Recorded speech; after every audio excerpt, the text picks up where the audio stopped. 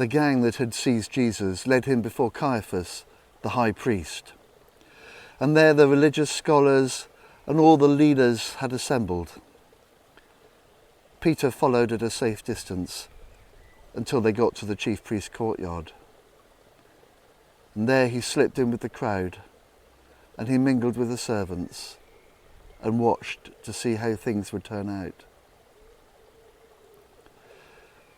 The high priests, conspiring with the Jewish council, tried to cook up charges against Jesus in order to sentence him to death. But even though many stepped forward, making one false accusation after another, nothing was believable. Finally, 2 men came forward with this. He said he was going to tear down the temple and rebuild it again in 3 days.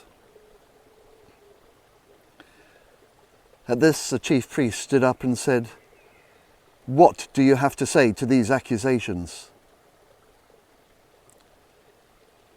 Jesus kept silent. Then the chief priest said, "I command you by the authority of the living God, tell me, are you the Messiah, the Son of God?" Jesus was curt. "You yourself said it, and I'll tell you more. Soon you're going to see it for yourself. The Son of Man seated at the right hand of the Mighty One, arriving on the clouds of heaven." At that, the chief priest, he lost his temper. He ripped his robes and he yelled, "He blasphemed! He blasphemed! Why do we need any witnesses to accuse him? You all heard that. Are you going to stand for such blasphemy?" And they all said, "No, death, death, he deserves death. He has sealed his sentence." And then they were spitting at him, and they were banging him around, and they jeered as they slapped him, and they said, "Prophesy, Messiah, who hit you that time?"